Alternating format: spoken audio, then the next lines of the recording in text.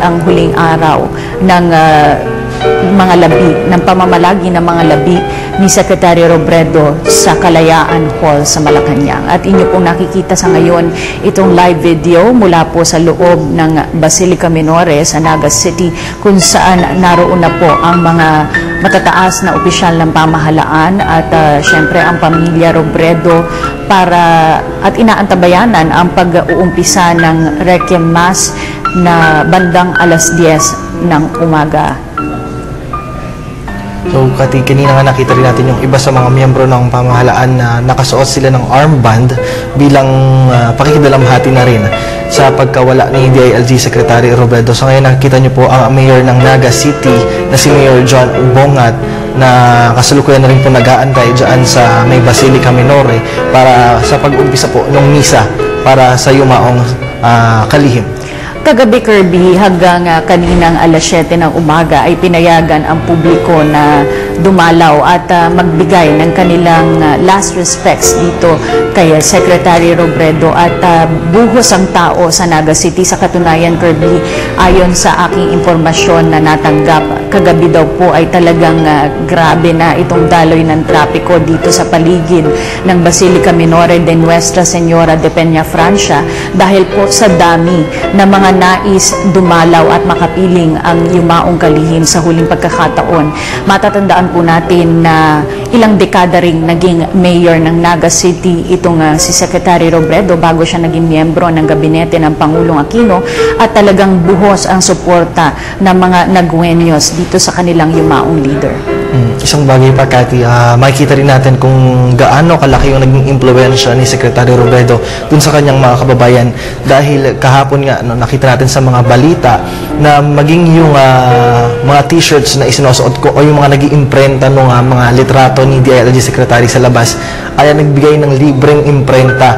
At mula dun sa interview na yun na sinabi nung nag-iimprenta na halos umabot na raw ng 10,000 mga damit yung kanilang na-imprenta, at patuloy pa rin na dumaragdag sa mga nais na gustong maging bahagi ng alaala ni DILG Secretary Robredo. Alam mo, Kirby, marami ang tila nagulat, at maging itong pamilya Robredo mismo, as ayon nga kay kay Attorney Lenny, hindi nila inaasahan na magiging ganitong klase ang suporta ng taong bayan dito sa pagyao ng kanyang asawa. At marami rin ang nagtataka dahil hindi naman masyado na pag-uusapan itong si Secretary Robredo noong siya ay nabubuhay pa. Ginagawa niya ang kanyang trabaho, lumalabas siya sa mga balita. Pero ngayon lang, nung kanyang pagpanaw, marami sa atin ang nalaman kung ano yung kanyang mga nagawa para sa, hindi lamang sa Naga City, kundi sa kanyang mga nasasakupan.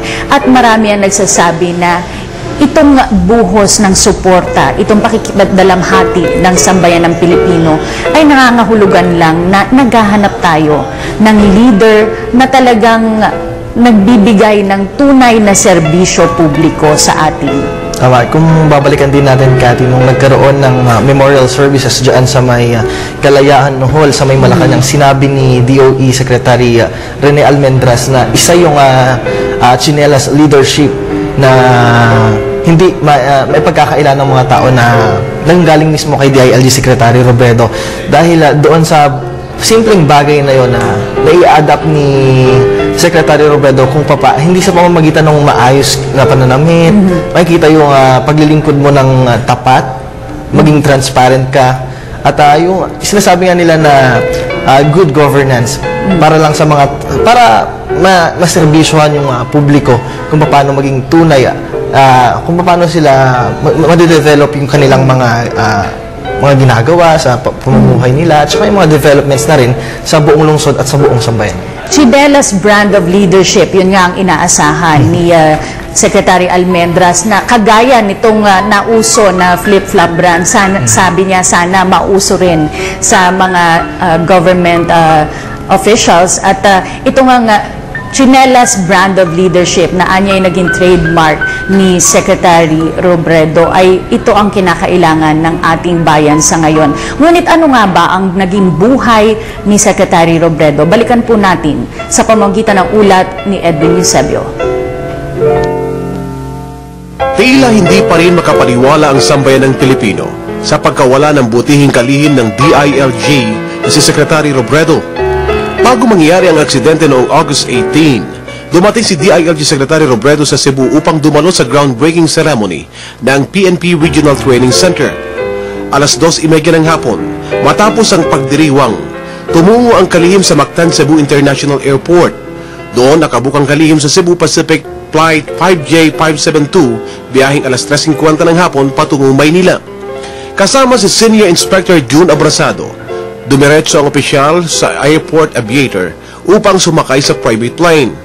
Sabado ng hapon, sumakay si Secretary Robredo sa twin-engine Piper Seneca kasama sina Captain Gesop Bahinting, may-ari at CEO ng Aviator Air, Nepalese National at co-pilot, at ang Aid Police Chief Inspector June Paulo Abrasado pabalik ng Maynila. Sinasabing nais habulin ng kalihim ang awarding ceremony ng kanyang bunsong anak na si Jillian Terias sa palarong panlalawigan sa Naga. Habang bumibiyahe ang kalihim, alas 3:30 ng hapon, Sabado, nakatanggap ng text message si Colonel Richie Posadas mula kay Inspector Abrasado kung saan sinasabi nito na may problema ang propeller ng eroplano at nagbili nito na ipabook agad ang kalihim sa Cebu Pacific biyaheng alas 5:05 ng hapon pabalik ng Maynila. Matapos ang ilang minuto, alas 4:20 ng hapon, muling ipinaalam ni Abrasado sa PCAS-7 at DILG personnel na mag-emergency landing ang sinasakyan nilang eroplano. Nagawa pa umanong tumawag ni Secretary Robredo sa kanyang asawa ilang oras bago mag-crash ang sinasakyang eroplano, ngunit matapos ang ilang oras ay hindi na ito makontakt. Matapos mangyari ang insidente, maswerteng nakaligtas ang aide ni Secretary Robredo na si Inspector June Abrasado. Alas 6:30 ng umaga, Linggo, tumulak si Pangulong Aquino sa Masbate upang pangunahan ang search and rescue operation sa grupo ni Secretary Robredo. Binisita rin ng Pangulong Noy sa ospital si Abrasado upang tingnan ang kalagayan nito.